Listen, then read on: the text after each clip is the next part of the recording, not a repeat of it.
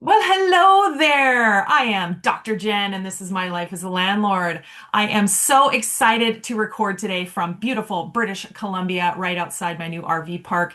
But whether you're a newbie landlord just breaking into the market or one of my seasoned nugget landlords tuning in for those golden pieces of advice, I'm so glad you are here. Today, we're heading down to Texas to speak with an absolute powerhouse couple. I'm thrilled to introduce them, the founders of M Group Capital and M Group Residential. In just a few short years, they went from purchasing their first 18 unit property to managing a portfolio of over 1,000 multifamily units. But what's truly fascinating is their background. Now, I can tell you more about it because I got it right in front of me, but I'm not going to do that. I'm going to let Corey and Candice tell us all about it. Welcome. How's it going? Pretty Thanks so good, pretty good. Life of an entrepreneur is a little crazy. I'm sure you guys can relate. Yeah, life it definitely is pretty exciting. There's never a dull moment, I'll add that. Never a dull moment. Super entertaining.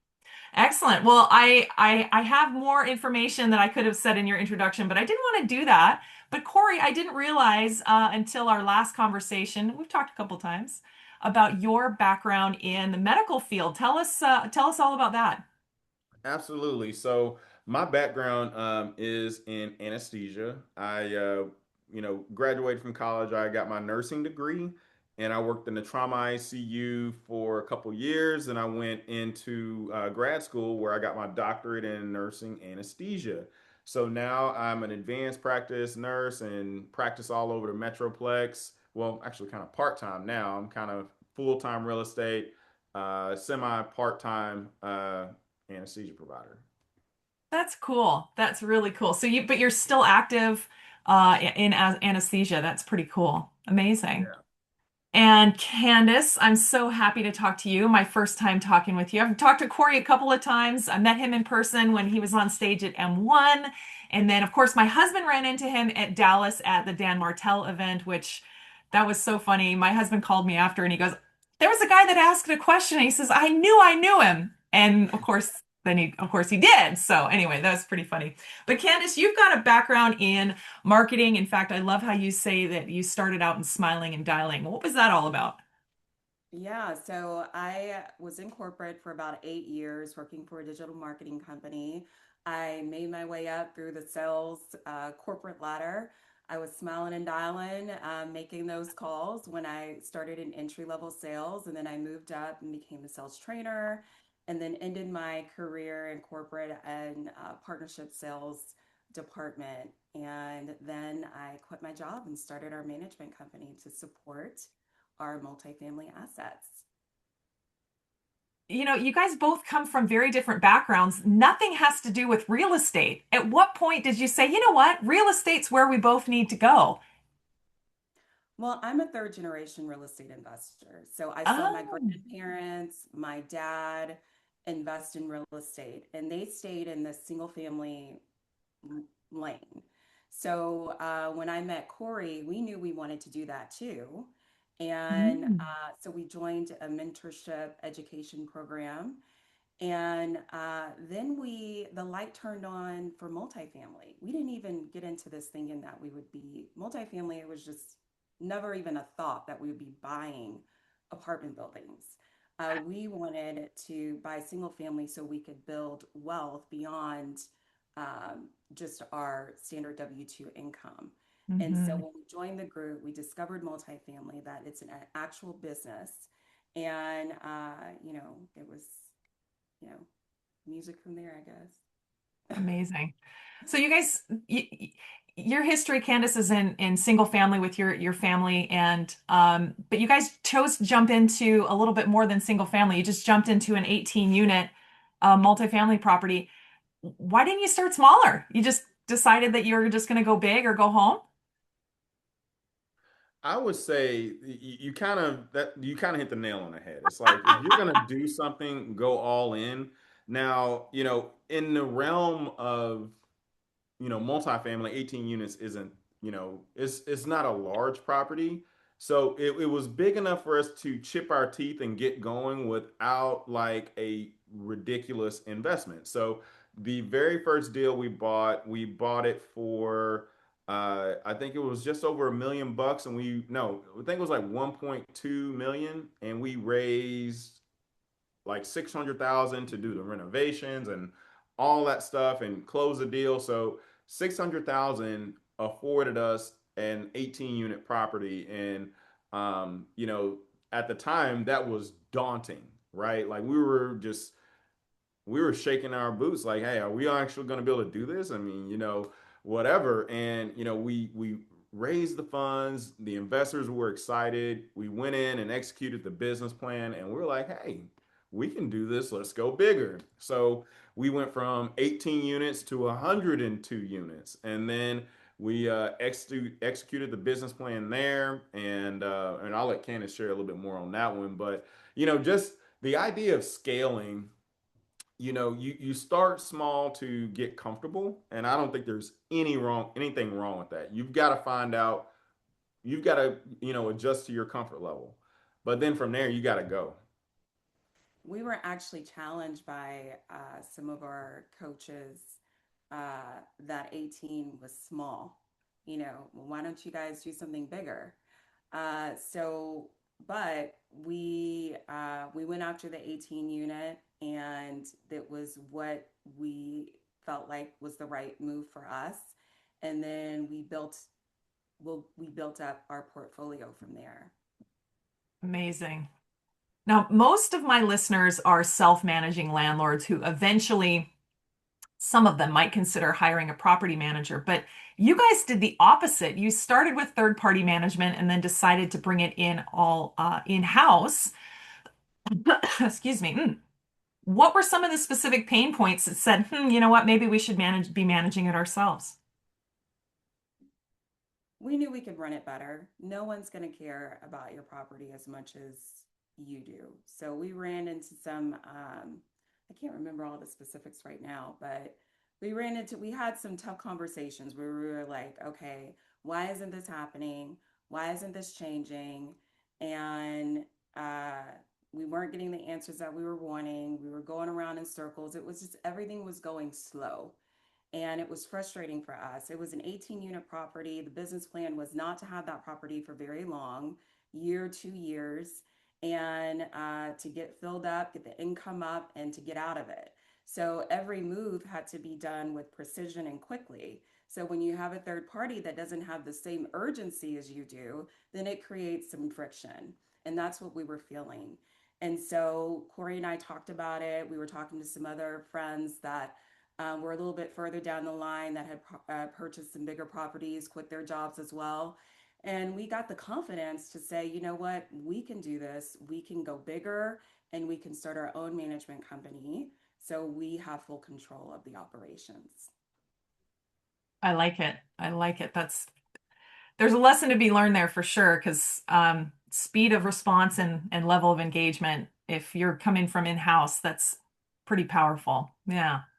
Corey, I know one of your core beliefs is systems scale success. And when you guys were going from 100 to 1,000, what's the most critical system that you had to implement to keep the wheels from flying off? You've got to have a dashboard. Like Hmm, at all times, you have to have a dashboard, someplace where you can go and you can track trends. Like what direction are you going in? And you know, once we put in place a dashboard and we could see a trend week over week, then you can calibrate faster than if you're waiting for the end of the month, you've already missed it. Like right. if you're waiting till you get your rent roll in T12 to say, I think I might need to do something, you're already 30 days too late. So the idea of having, you know, like a scorecard or, you know, a dashboard that you can track more frequently, you know, the faster you can get information, the faster you can calibrate. Very cool. Now, was there a moment where you realized that your old ways just weren't working? I'm assuming there was. Oh my goodness, yes. Several times throughout our journey, we're constantly learning. We're constantly getting better. We're constantly um, gaining information, seeking out information, coaches, just different ways to think. That way, that we can show up better in our business. So When we first started, we had 2 employees for our management company, and now we have 25 plus. So, things had to change, systems had to change. Corey's really good at systems and creating that. His medical background really helped with that. So, those systems, as you're scaling, as you're getting better, bigger, and you have more people on your team, uh, having like those sharp systems really help you when you've got goals to meet and you're wanting to meet your business plans and you're wanting to show up for your investors.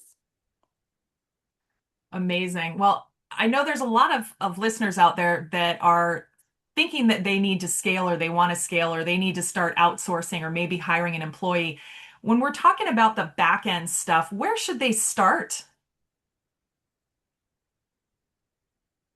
Let's see. I would say if you're looking to get started, the number one thing you want to do is put together your team. And you start with the things where you feel like you're going to be a little weak. So I'm not a construction guy. That's not my go-to. That's not my secret sauce. So I'm going to find someone who can fill that gap on my team for construction expertise. Now you're going to lean and leverage that person until you develop your skills and construction. At this point, like I'm pretty good. I've done this a few times, but in the very beginning, you want to lean on someone who's got more experience than you. Build the team. Candace, anything to add? I would agree. Your team is the most important thing. So not only are you going to be, you need to build your team of vendors, but you've got to Mm. build your team of partners, of mentors, of other owners that are doing what you do, so you all can talk about it. You can talk about your uh, lessons. You can talk about your successes, and you can shortcut a lot of those mistakes that are made if you try to do things too much by yourself. So not only is a team and important for your inner team to run the operations, but you got to have the team around you. And with multifamily, there's a lot of folks. You've got your lender brokers, you got your insurance brokers, you got your tax folks, you got the other owners that you want to stay in contact with. You've got your Mhm. property management companies, or if you're running it yourself, you've got HR. There's so many people that you touch. You've got your marketing. You've got your investor relations. So there's a lot of pieces to the pie. And it's super important to know up front that your team, the people that you have around you, is everything to your success. That's amazing. I wholeheartedly agree. I'm part of a husband and wife team, and you guys are a husband and wife team.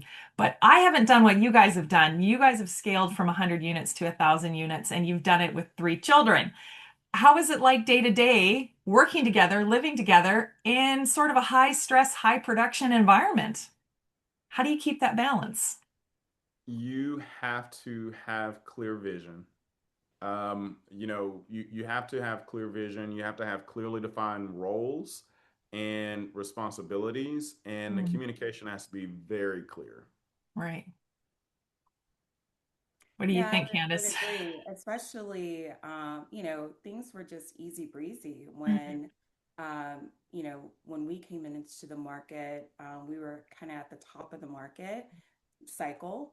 And now we're in a cycle, or we just are coming out of a cycle that has been the bottom of the market. So very challenging.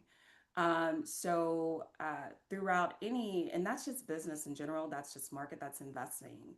You're going to have cycles in the market.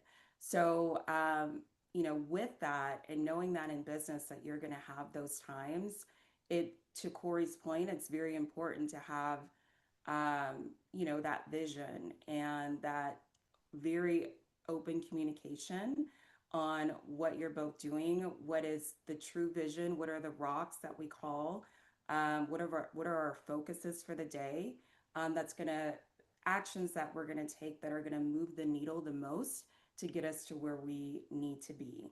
And one of the things that we do is we have a sync meeting in the morning where we go over whatever our rocks are to, for today. What are the things that we're going to be doing?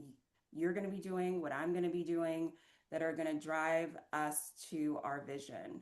And let's refine it. Let's talk to if we're bringing up something that really isn't gonna, that really isn't a rock, that really isn't something that's gonna drive us to our goal, then maybe we need to take that out. And so we're able to talk to each other. So it's actually really good to have partnership in this kind of way in business. What you have to do to make sure that it is you set yourself up for success is to have those clear roles and also have that open communication. Hmm. Good one. And then where you're weak, hire. Exactly. Yeah. Right? Yeah. Exactly. That's part of the vision, to keep building and scaling and bringing in that great talent to your team. Very cool. No, I like it. Now, I've got listeners, thankfully, all over the globe, namely most in North America, but a lot in Canada, in the States, Australia, and we've got some following now in Europe. And not everyone operates in Texas. So, without getting too bogged down in legalese, what's one of the unique things about being a landlord in Texas that might surprise someone? Who is normally operating in somewhere more heavily regulated like British Columbia or New York. What about Texas? I will keep it light, but Texas is a landlord-friendly state. Yeah. So, there's a lot to that. There's landlord protections, right? And there's tenant rights, but there's also landlord protections. Hmm. So, the laws, they change here frequently a lot, but one of the things that I appreciate about being a landlord here in Texas is that if a resident doesn't pay, the resident can't stay. Right. Okay. That's definitely different than in New York, for Yeah. sure. Yeah. Oh my goodness. Well, one thing that's been a curiosity ever since I met you, Corey, just a few months back, hearing your story and hearing the work that you guys have done scaling, you've done this really quickly. How do you get to the point where you've got to have weekly webinars and syndication calls and all these different things that you're doing to scale and you're scared to death, but you do it anyway? Like, what's your superpower that you just sort of unplug the fear part? How do you do that? I think you start with what's the worst that can happen. And Okay. once you start from there, you build your plan to accommodate the worst. And then after you take care of the worst possible scenario, then it's like, all right, well, there's really no fear. We've got a plan. Let's go all in. And then from there, you ride the wave. So if you can stomach the worst, then the chances of it being the worst all the time is probably low. Exactly. I mean, our minds do more damage to us thinking of the worst case scenarios than if we spent that same amount of energy focusing on what could happen. That's a better use of time and mental energy. I love it. I love it. So, Candice, one question for you is I love always providing a great reflection to my listeners. If you guys could go back to the day that you closed on that very first 18 unit property, knowing what you know now about syndication and asset management and tenant communications and all the things that you guys are involved with, what is one piece of advice that you would give yourself? Get started Get and keep started. Get started and keep going. I mean, I know a lot of the listeners here are already landlords, but know what you want your vision to be. Set some time to know where you want to go. And if it's in multifamily, then write it down and make steps to get there. So it's literally putting one step in front of the other. And, for us, you mentioned earlier that it seems like we've gone fast to scale. For us, it seems sometimes that we've gone slow. So, Really? yes, yes. So, so the idea is just don't stop. Keep going. Don't let fear paralyze you. I mean, there's been moments that I think that we've, uh, let fear kind of take a hold of us. and Mm, not moved forward on things. But then also, use that fear, use that as your litmus test of, if you should be going forward or if not, but then don't let it hold you back. So also surrounding yourself by people that are doing what you want to do. That is super mm. important because that's going to give you confidence to keep going. So you got your goals, you got them written down, and surrounding yourself by people who are doing what you want to do is just it's going to help you keep going when you may be fearful, when things may not, you might get, kicked in the knees, or you might have a challenge that'll come. It's going to help you keep going. Got it. Where do you guys see yourself in 5 years?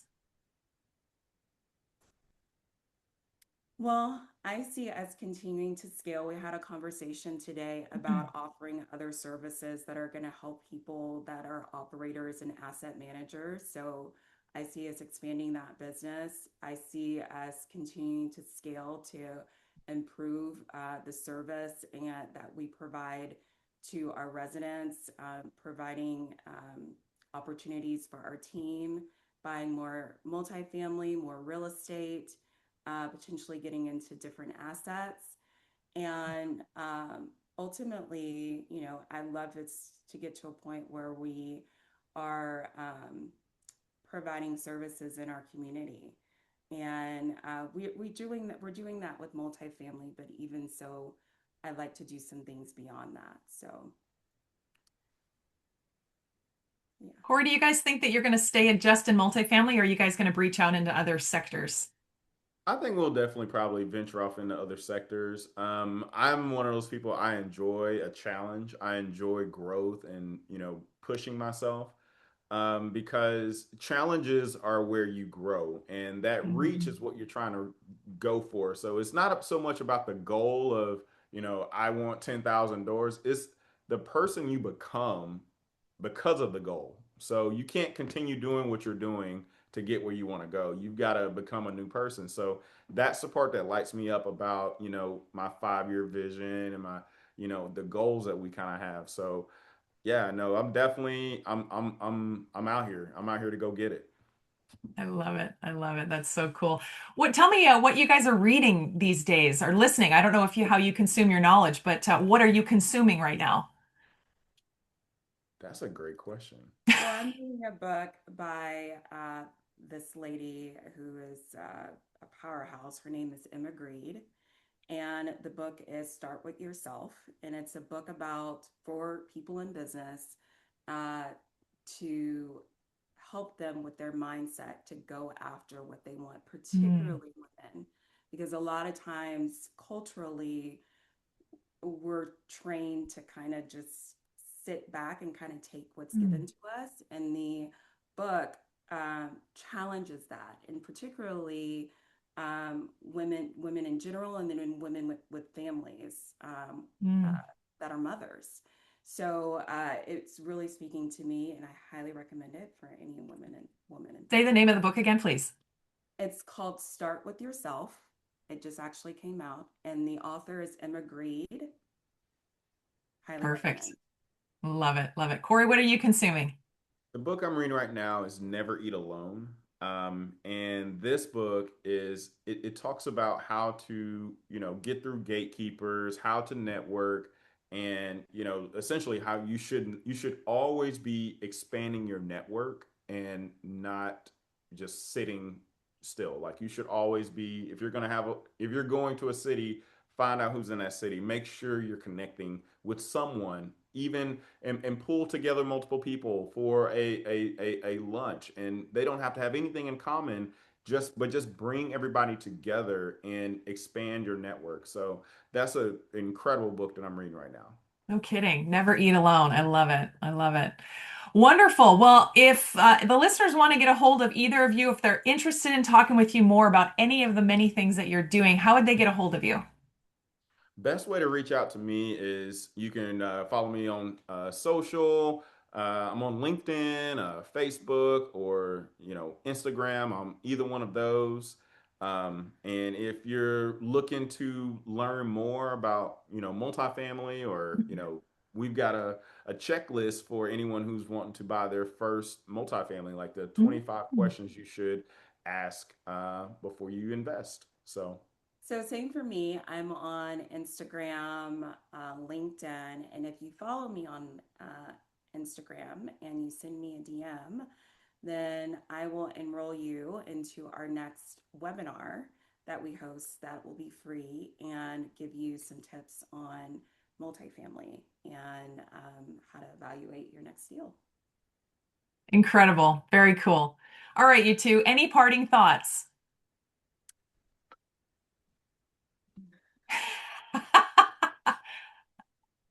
I would say go after it. You know, whatever you're thinking, whatever your goal is, don't let anything stop you. Find the people that are going to help support you and go after it. Don't let anything hold you back from your goals. Love it. I would have to agree. I mean, the cave you fear to enter holds the treasure you seek. I love it. I love it. Thank you both so much for being on the show. Thanks, Jennifer. Thanks, Jennifer.